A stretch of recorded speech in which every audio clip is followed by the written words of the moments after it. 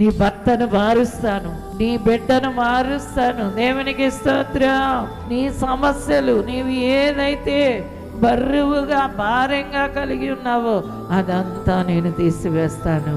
అందుకని దేవుణ్ణి ఎవరైతే పరిపూర్ణంగా నమ్ముతారో వాళ్ళు నెమ్మదిని పొందుకుంటారు. అందుకని అంటున్నాడు, ఆయన రెక్కల నీడలో నేనేం చేశాను, ఆశ్రయించాను. దేవుని బిడ్డ, ఆయన రెక్కల నీడలోకి రండి. దేవుని దగ్గర మీరు ఆశ్రయం పొందండి. నువ్వు నమ్మితే జయం. నువ్వు నమ్మక నెమ్మది లేదు నీకు. దేవుడు చేత కాని వాడు కాదు, దేవుడు చెయ్యలేని వాడు కాదు.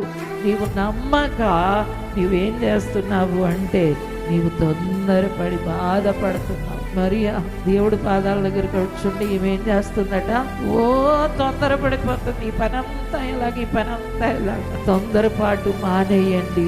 దేవునికి స్తోత్రం. హల్లెలూయా. దేవుని దగ్గర కూర్చొని ఆయన వేడుకోండి, అన్నీ నీ కాళ్ళ దగ్గరికి వస్తాయి. హల్లెలూయా. నీ దేవుడు ఏది కూడా నీకు తక్కువ చేయడు.